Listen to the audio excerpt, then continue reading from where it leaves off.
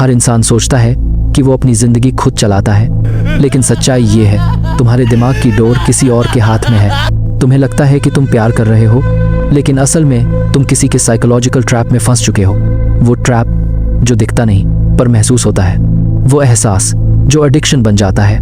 Welcome to the art of emotional slavery, part 1, the illusion of connection. हर जाल एक मीठे झूठ से शुरू होता है। वो इंसान जो शुरू में तुम्हारी लाइफ में आता है, तुम्हें समझता है, सुनता है और तुम्हारे हर दर्द पर मरहम बन जाता है, लेकिन असल में वो तुम्हारे दिमाग को मैप कर रहा होता है। तुम्हारे डर, तुम्हारी कमजोरियां, तुम्हारी ज़रूरतें। वो ये समझ लेता है कि तुम्हें क्या चाहिए और फिर वही चीज़ तुम्हारे सामने रखता है ताकि तुम उसे पाने के लिए उसके गुलाम बन जाओ। वो तुम्हें कंफर्ट देता है, फिर स्लोली तुम्हारी कंफर्ट बन जाता है और फिर एक दिन वो तुम्हारा कंट्रोल सिस्टम बन जाता है। Part 2, the guilt game. अब शुरू होता है वो खेल जहां हर ना के बदले गिल्ट दिया जाता है, हर डिसएग्रीमेंट को पेन में बदल दिया जाता है।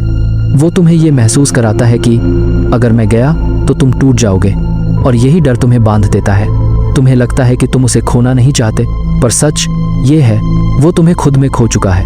वो तुम्हारे इमोशन से खेलता है, कभी प्यार, कभी दर्द, कभी साइलेंस, और हर बार जब तुम उसे समझने की कोशिश करते हो वो तुम्हारे अंदर और गहराई तक उतर जाता है। Part 3, manipulation psychology. अब तुम्हारे भीतर केमिकल वॉरफेयर चल रही है।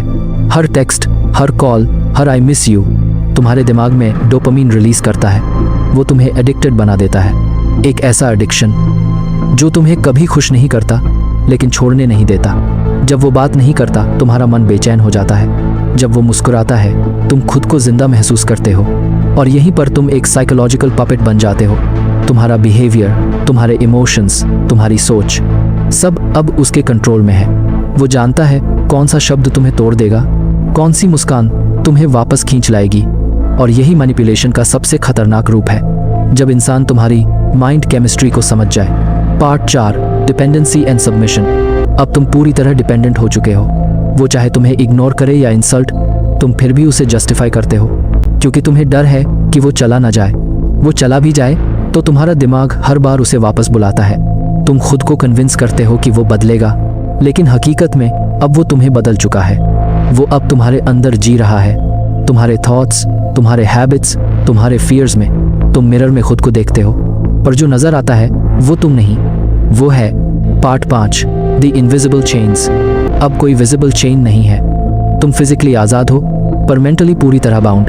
तुम वो बातें कहते हो जो वो सुनना चाहता है, वो डिसीजंस लेते हो जो उसे सूट करते हैं, और वो गलती महसूस करते हो जो तुम्हारी है ही नहीं। इमोशनल स्लेवरी का सबसे डार्क ट्रूथ ये है कि ये तुम्हें आरामदायक लगने लगता है। तुम खुद कहने लगते हो वो मुझे कंट्रोल नहीं करता, बस समझता है। लेकिन सच ये है, जो तुम्हें कंट्रोल करे और तुम उसे समझ कर इग्नोर करो, वो तुम्हारा सबसे बड़ा मैनिपुलेटर है।